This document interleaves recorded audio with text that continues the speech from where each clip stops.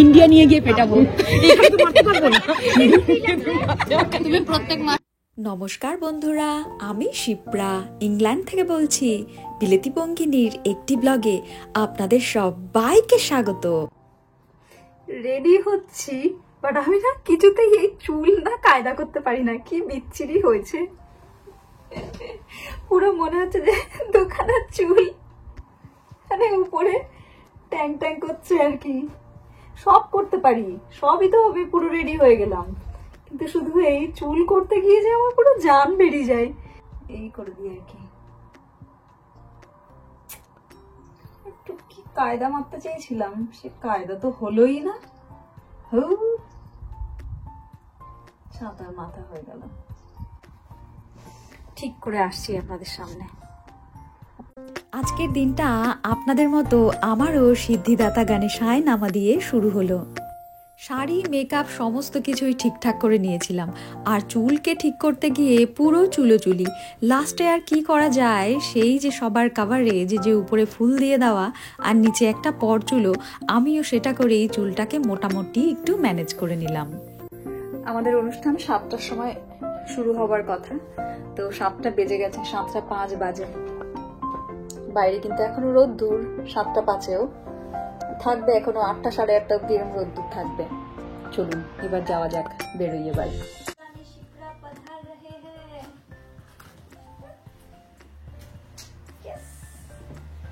I'm so happy, husband. Thank you.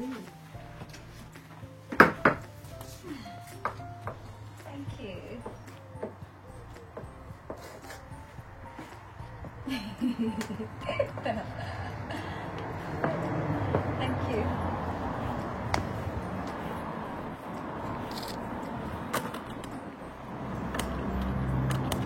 Okay, just push your heart, that's it.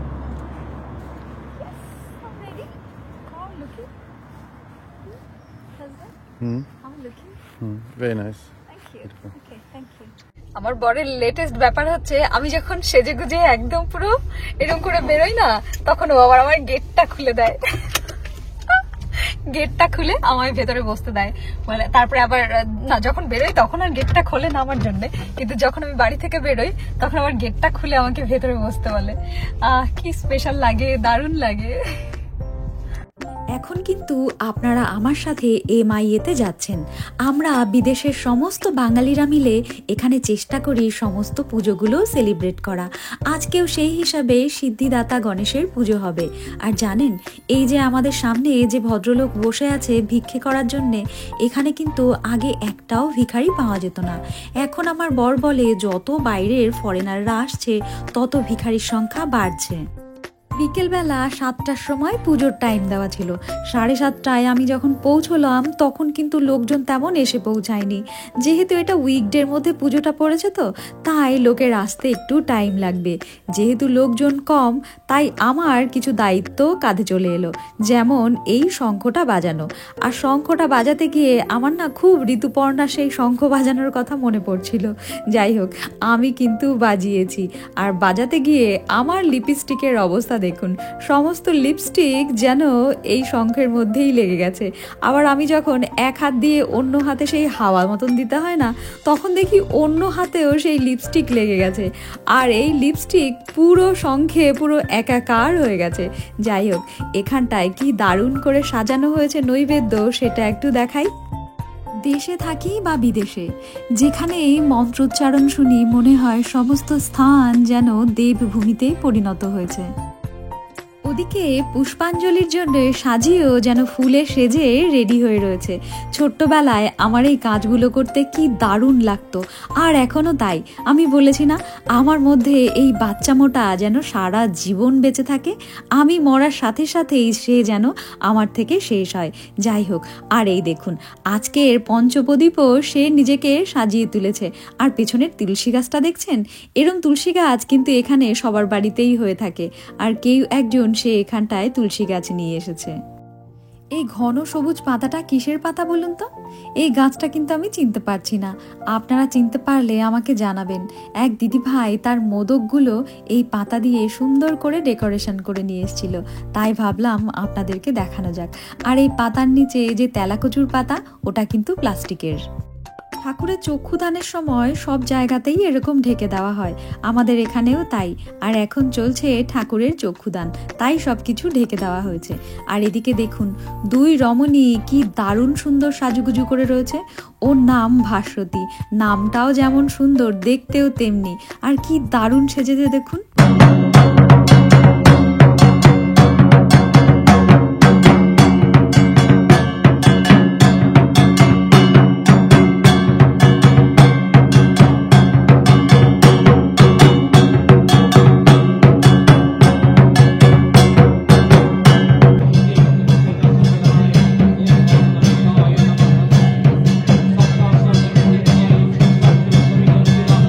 অঞ্জলি হবে তো, হাতে জল দিয়ে বলে হাতটা দিয়ে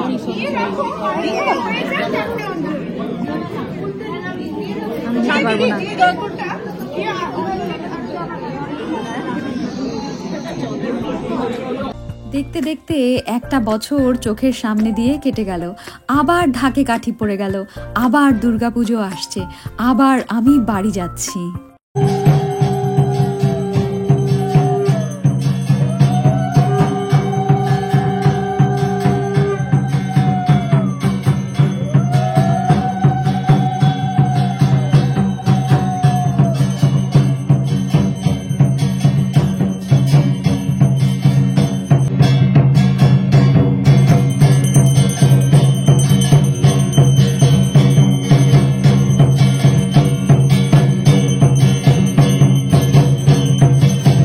বিদেশে পুজো মানে শুধু কিন্তু পুজো নয়, যেমন দেশে পুজো হয় সবাই একসাথে হই হুল্লোড় করে পাত পেতে বসে খাওয়া, এখানেও তাই।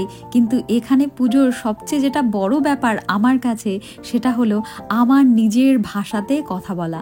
আমি পৃথিবীর যে ভাষাতেই কথা বলি না কেন, আমি বাংলার মতো কমফোর্টেবল আর কোনো ভাষাতে নই।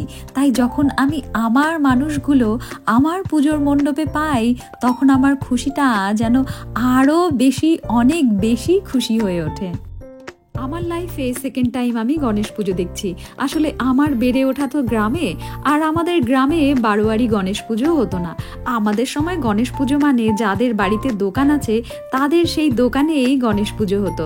আর বিকেলবেলা আমরা যেতাম, আর আমাদের হাতে কাকিমারা পৌঁছে দিত এক মুঠো বুট, 2-4টে শশা, আর তার সাথে কিছু বাতাসা।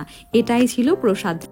তাই গণেশ পুজোর সময় যখন দেখছি পুজো শেষে সামনে সারি সারি এরকম প্রসাদ সাজানো আছে, কার হাত সেই প্রসাদের থালায় না গিয়ে পারে বলুন? তাই আমরা কিন্তু যত লোক এখানটায় দাঁড়িয়েছিলাম, চুপি চুপি সব এই থালা থেকে প্রসাদ নিয়ে নিজেদের মুখে পুরে দিচ্ছিলাম। এটা কিন্তু সিক্রেট। স্পেশালি এই মোদকগুলোকে দেখুন, এটা কে না চুরি করে পারে। আমরা এখন সবাই মিলে নারকেলের নাড়ু খাচ্ছি। আর হচ্ছে কাকিমা, আসো, চলে এসো, এসো রিনা দিয়ে এসো, আসো। নারকেলের নাড়ু মুখে তুলে দিয়ে, মুখে পড়ে দিয়ে চলে এসো তাড়াতাড়ি। এই বাচ্চাগুলোর মাথায় ঢেলে দিলেও ঠান্ডা হবে না। শান্তি জলে চুবিয়ে নিতে হবে বাচ্চাগুলোকে একদম পায়ে লাগে না। ঠিক আছে, শান্তি মাথা ঠান্ডা করে দেখে আমার এমনি দেয় অবস্থা, বলে মাজা এমনি দেয়। তোমার ওই ডায়লগটা আমি কোনোদিন ভুলবো না। ইন্ডিয়া নিয়ে গিয়ে পেটাবো, এখানে তো মারতে পারবো না।